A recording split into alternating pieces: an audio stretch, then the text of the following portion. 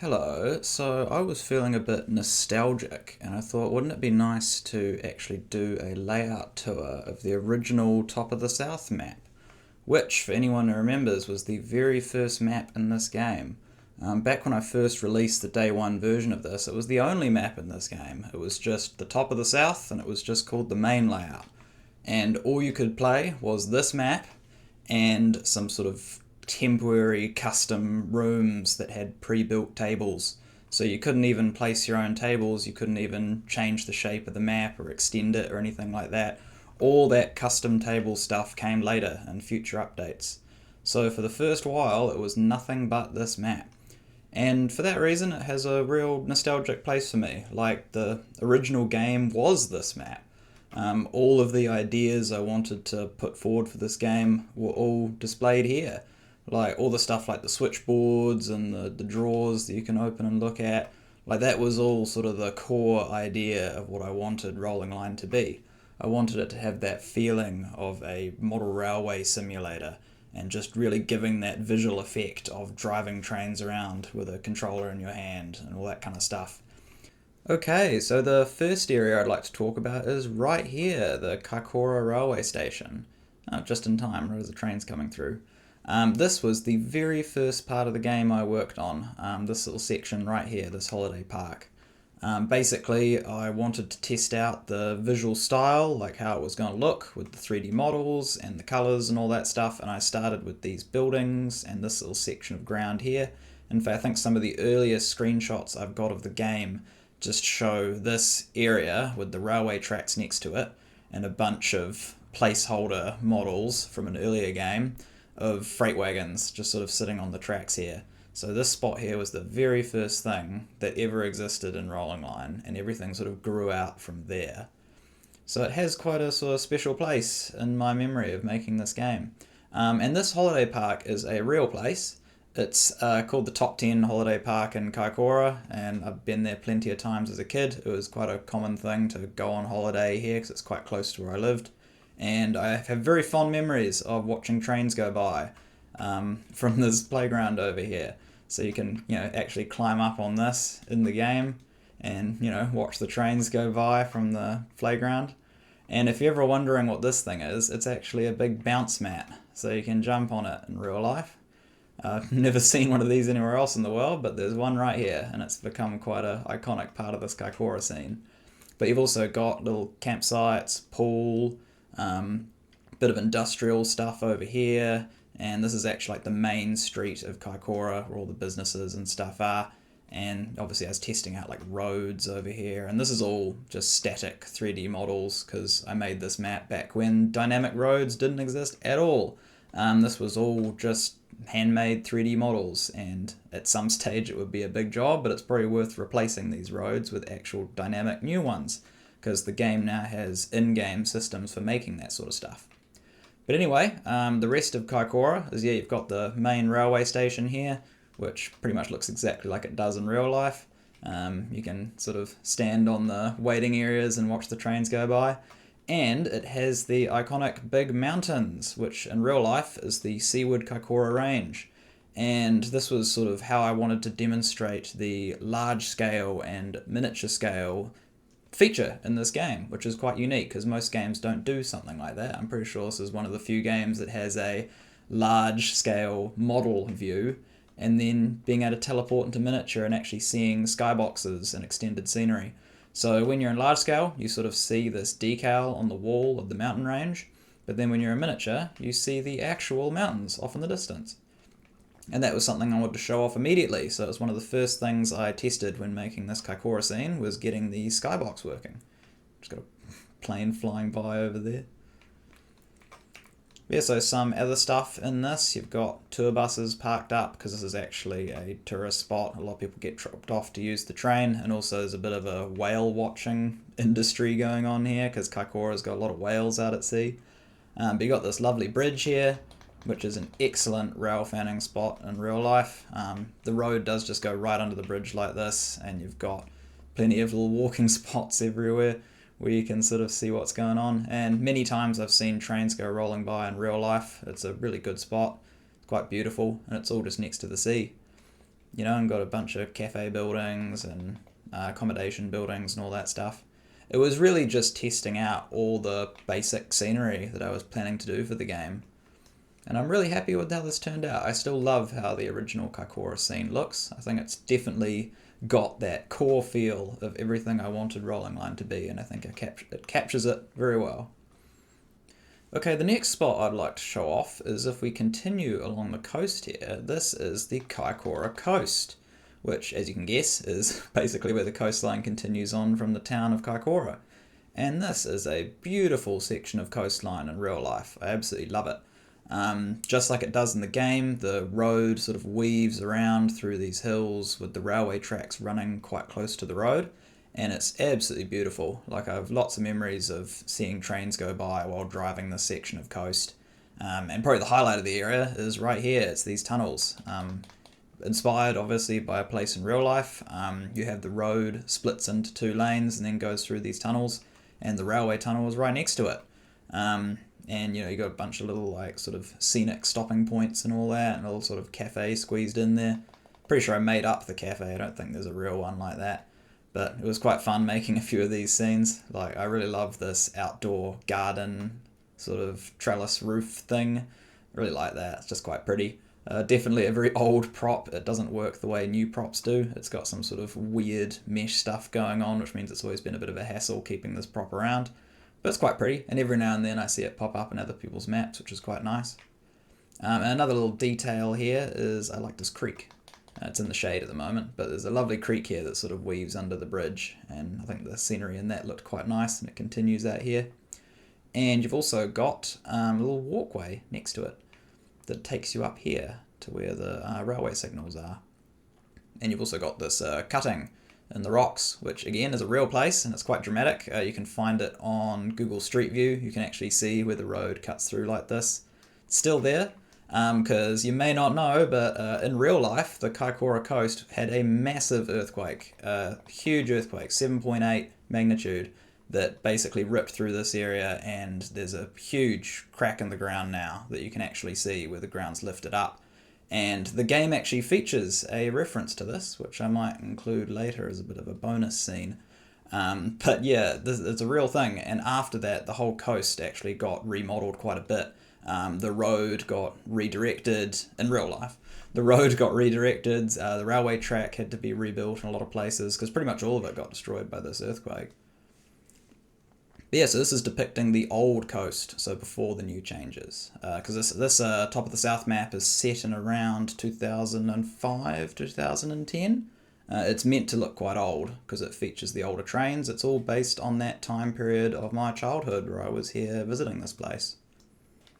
Okay, next up from the Kaikoura Coast, around the corner here, is Lake Grassmere, which is a big area. This is sort of getting a bit more industrial.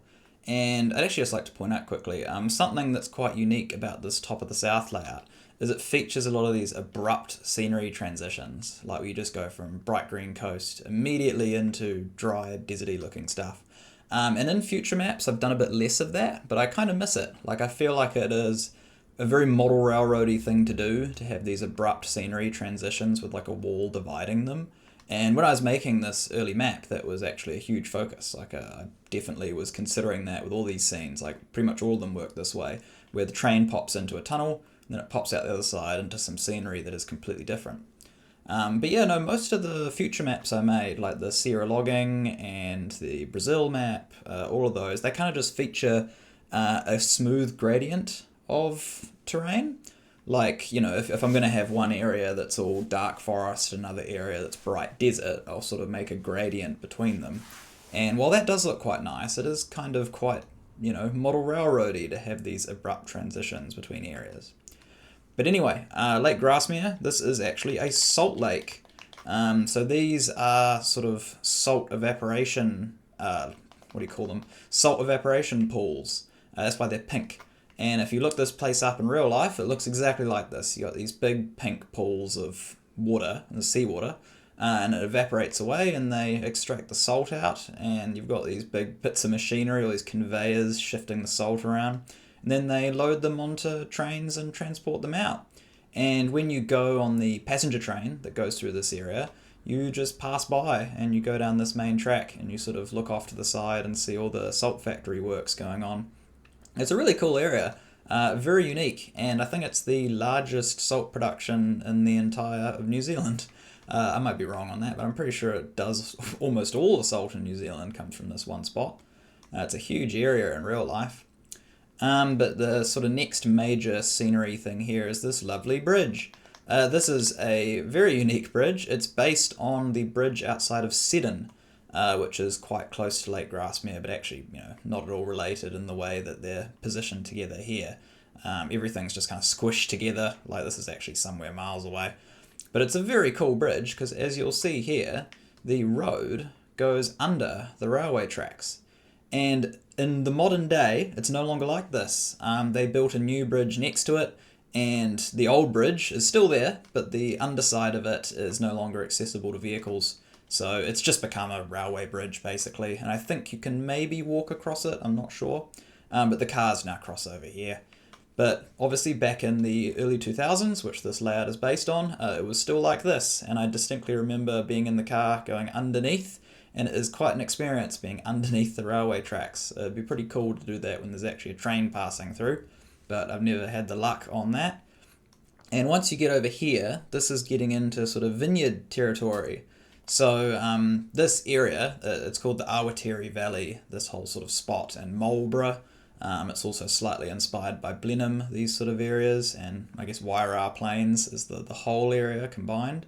But you get a lot of these sort of vineyards rolling off into the distance, and especially these big bridges across braided rivers. And in New Zealand, you get a lot of braided rivers because of our mountains and glaciation, and the Wairau River especially is quite a beautiful one. So this is inspired by that, these big wide rivers. And I always wanted to include one of these. That was right at the beginning of my planning for this map, as I had to include a big braided river in the sort of Marlborough vineyard scenery. So you can kind of see how it's been squished onto the side here. Like I started with this bit, and then I thought, oh, how can I put these bridges in? I'll weave them in over here and sort of fit them in over this bit. And another great example of how the areas are separated, like on the other side of this wall, you have Kaikoura. So Kaikoura is over here, and then right through the wall, you've got the Wairau Plains. So yeah, you can fit a lot of stuff if you use your space efficiently and squish everything together. Okay, next up, I'd actually like to do a bit of an intermission and talk about the menus and the room. So something that's changed a lot over the years with Rolling Line is how it deals with like the custom room spaces and being able to place your own menus and magazine racks and all that stuff. So back when this obviously first came out, the menu was very much locked in place. Like the whole game took place on the menu in the middle of the room, and there wasn't even this one over here. This is actually the custom room menu. And before, this map, when it was back in the initial release version of the game, it just had this menu over here, and there was actually custom track tables all around the outside of the map. So you could build your own scenery sort of in the same room as the original main layout. And since then, that's actually gone away. The reason for that is because at some stage I had to basically remake this map to use the custom table rooms, because there was a lot of very old, very bad legacy code that entirely was unique to this map, to this Top of the South map. It had its own custom menu, it had its own custom room, and sort of as the game progressed, it felt progressively more ridiculous to have all of this old code just for the Top of the South. So there was a big project one day where I spent a while basically converting this into the modern save format. Which was a massive job. I could go into detail about that, but it's all pretty technical. I was basically replacing every prop on this map with a actual editable dynamic prop. Because originally this map was not editable. These were all static objects that were placed inside a Unity scene, so Unity being the game engine that Rolling Line is built in. This all used to be a static scene. It was not editable, it didn't use a save file format, none of that. It was all just a static scene, and when you made your own scenery, that was using a custom save file format.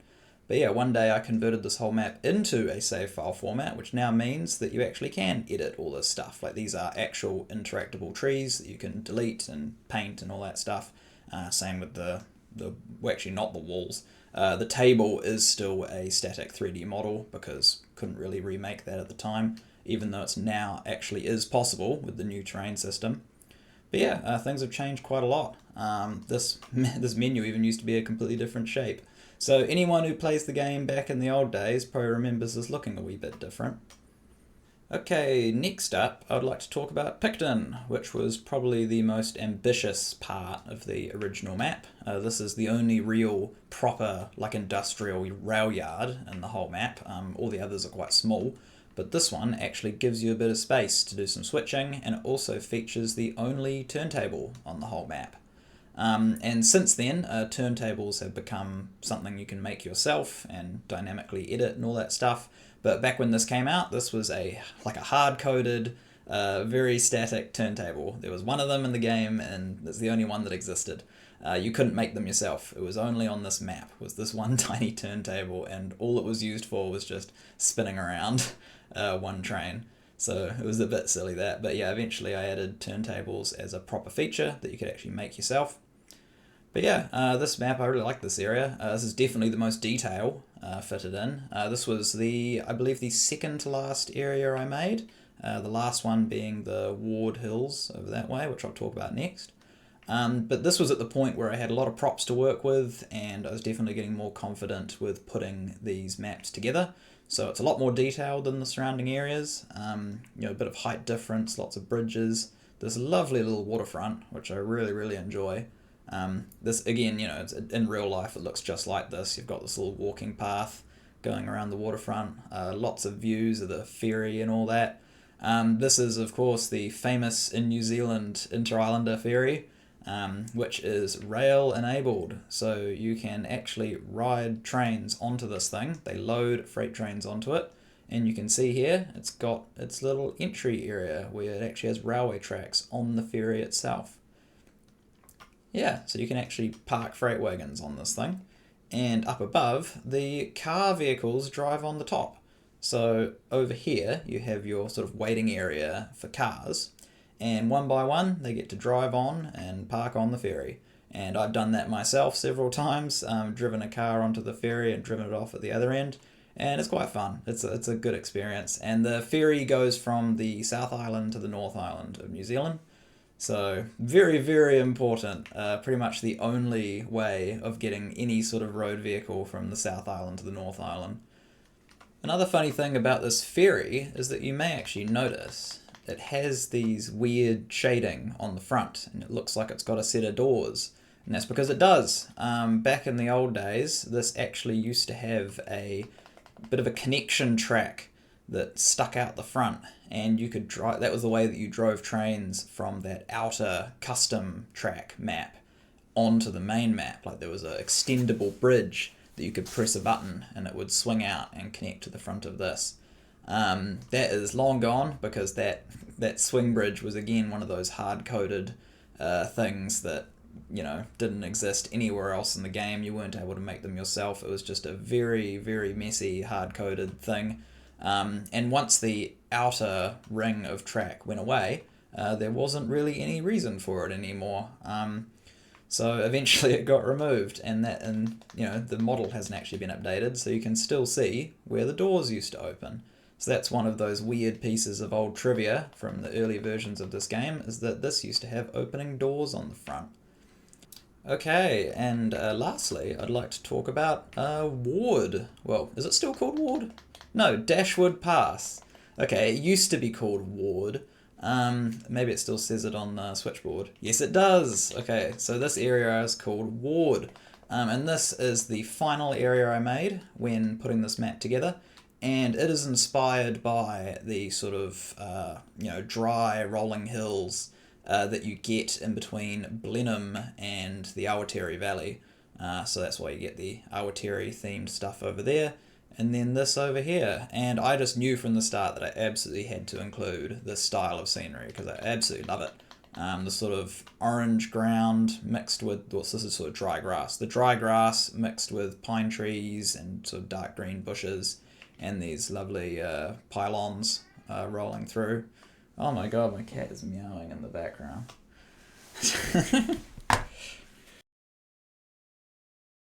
Yeah, this view here especially, I really love. Like, just looking down the railway track with the road passing over, the little tunnel with the hills going off in the distance and the power lines up on the ridge. I just think it's a really nice area, and this was probably the most complicated 3D terrain that I did for this map. You can see here I got this lovely little pathway that kind of winds down the hill. And all this terrain is obviously done with 3D models, not the in-game terrain system, because the in-game terrain system came much later, 8 years later in fact. This was all done by hand with 3D modeling. And yeah, so I probably would have made this map very differently if it was with the modern terrain system. Oh yeah, and we got the passenger train running through right now.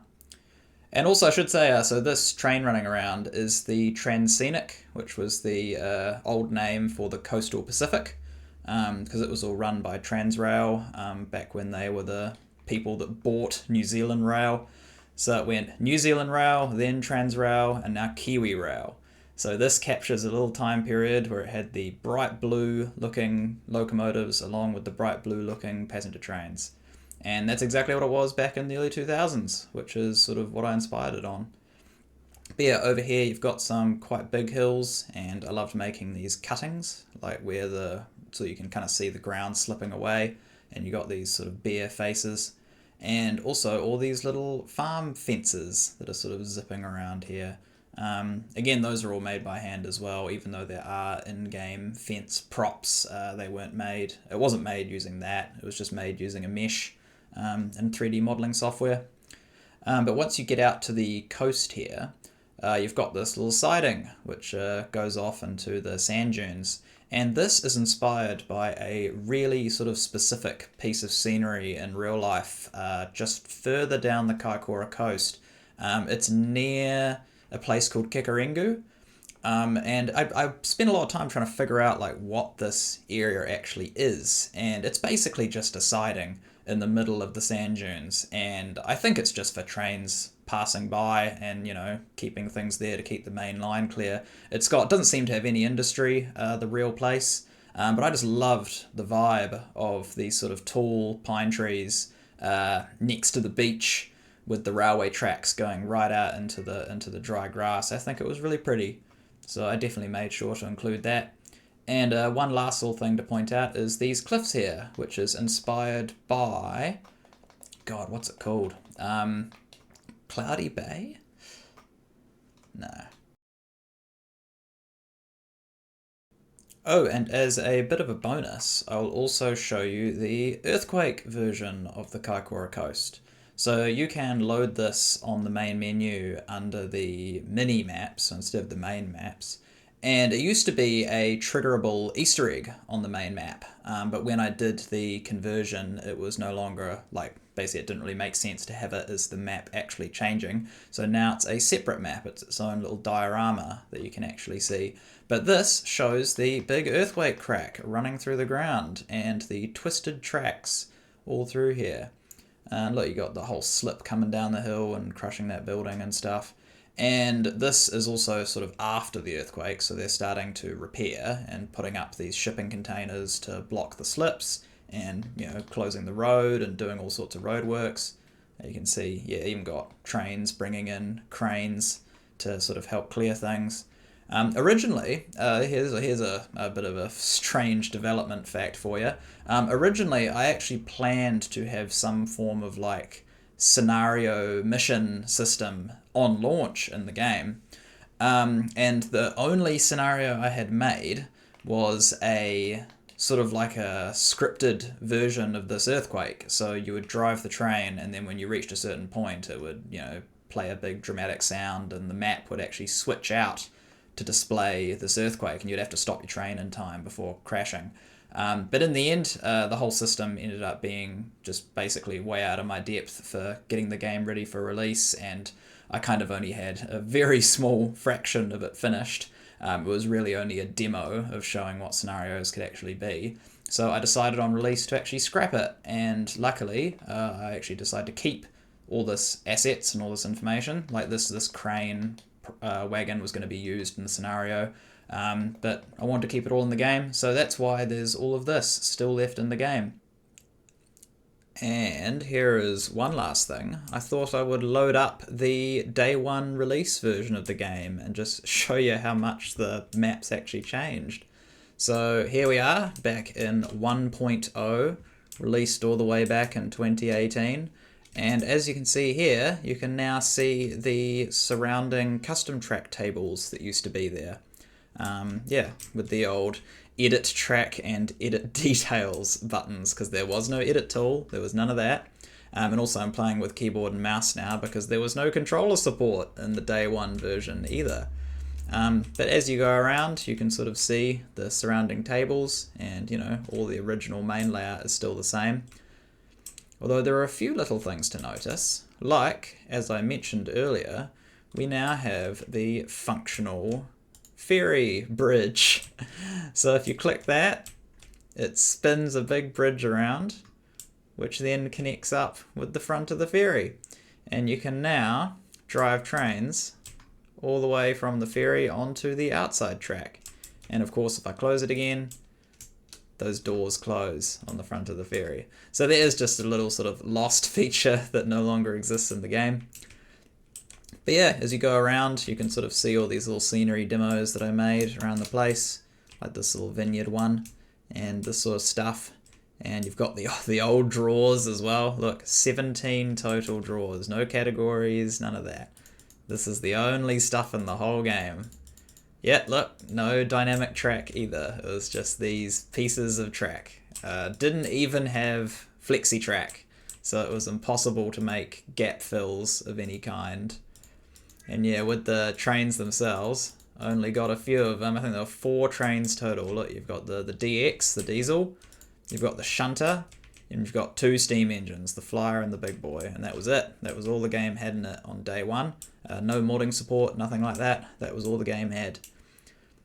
Oh, and there you go. The rubbish bin used to have stuff in it. Look, used to have a little scrunched up piece of paper and a few pieces of track, and it's just empty these days.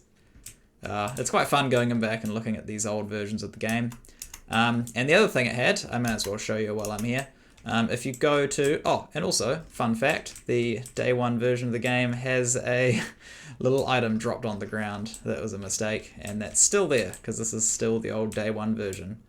But yeah, if you go back to the main menu, you can load up the custom maps. So you've got 3 custom maps here. And if you load these up, they're all the same room. You just get these little custom map areas. And if I go around here, you have a different main menu, and they're all in the same place. So walk over here, we've got the square table, then we've got the 2 tables side by side, and in here we've got the big loop table. And yeah, all of these have their own little edit buttons to do things like that. And yeah, this is how people used to make custom maps. This was what it was limited to. So it is quite remarkable seeing what it's like now and just how much the game has changed. But there were some pretty impressive maps even made back with these limited tables. It was pretty cool. I remember being so blown away just seeing what people were making in a game where I had never even really intended for the player-made maps to be a big part of it. I didn't realize they would be quite as important as they were. And in hindsight, I mean, that was ridiculous. Of course people were going to make custom maps. And that ended up being the backbone of how this game progressed. Pretty much all my time in development since then has been about improving the custom map features and, you know, giving people more ability to build their own stuff. And it's just really quite humbling to see how things were back now. Little subtle thing there. They don't randomize their size, they don't randomize their rotation or their color. They're just all exactly the same. In fact, if I remember correctly, I don't even think these are paintable.